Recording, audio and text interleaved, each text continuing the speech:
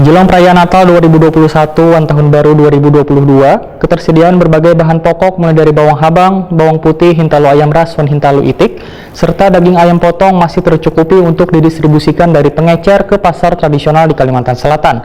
Jalur pendistribusian bahan kebutuhan pokok masih aman dari gangguan cuaca yang terjadi belakangan ini.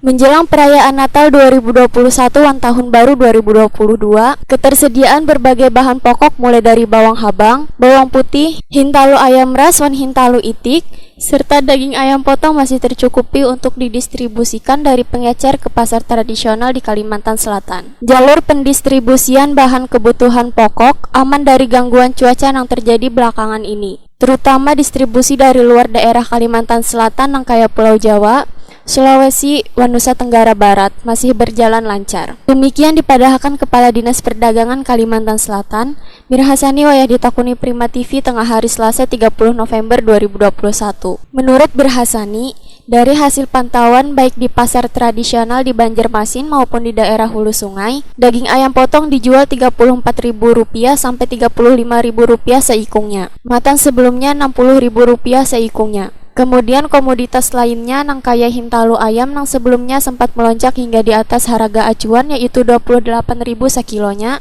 turun menjadi Rp24.000 sekilonya. Kalau ketersediaan bahan pokok relatif aman ya. Artinya karena ditunjang oleh jalur distribusi yang masih aman dari gangguan cuaca, terutama distribusi dari luar daerah Kalimantan Selatan, misalkan dari Jawa, dari Sulawesi, ya, dari NTB, beberapa komoditas yang didistribusi dari sana, dipasok dari sana masih aman, ya. Sehingga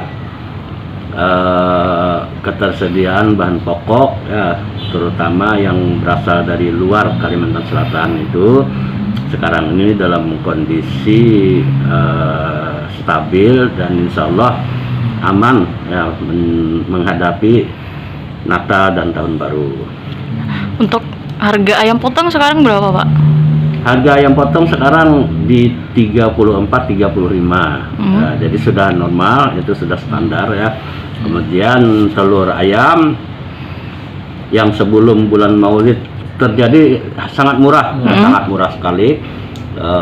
Paling tinggi waktu itu 20.000, bahkan di bawah 20.000.